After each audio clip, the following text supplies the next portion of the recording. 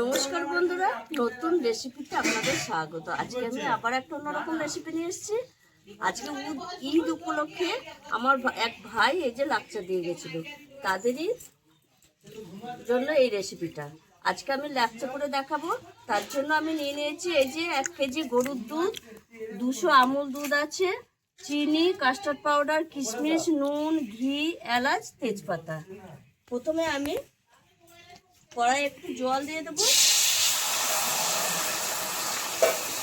দিয়ে গরুর দুধটা একটু জাল দিয়ে নেবো ভালো করে।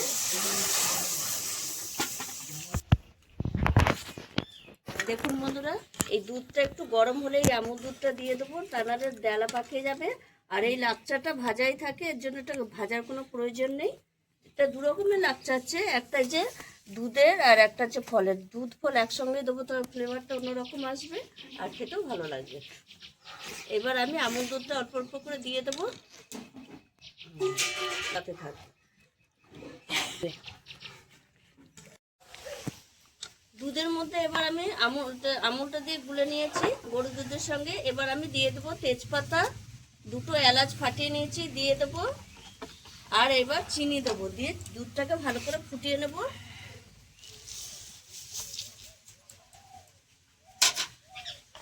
দুধটাকে আমি 5 মিনিট মতো ফোটাতে থাকবো।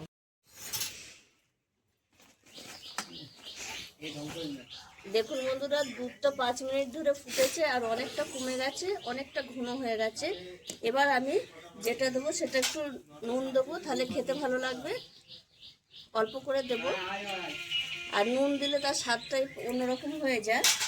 আর এখানে এই যে কাস্টার্ড পাউডার, 1 চামচ কাস্টার্ড পাউডার আমি একটু জলে গুলে দেবো, তাহলে একটু আরও মালাই মালাই হবে এটা।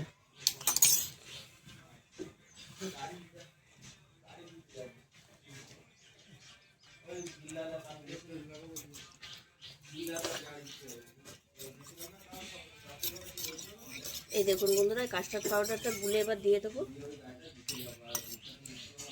তাহলে আর একটু ঘন হয়ে যাবে আর কালারটাও ভালো আসবে। এই দেখুন একটু নাড়বো, আর এর মধ্যে আমি দিয়ে দেবো ঘি, তাহলে গন্ধটা ফ্লেভারটা খুব সুন্দর আসবে।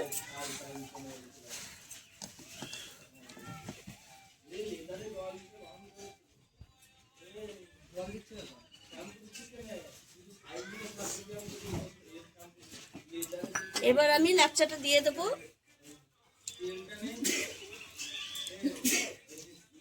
এই যে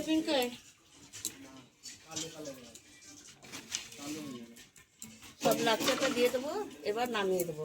এটা ফুটলে হবে না, এটা এমনি নামিয়ে দেবো, আর উপর থেকে কিশমিশ দিয়ে দেবো।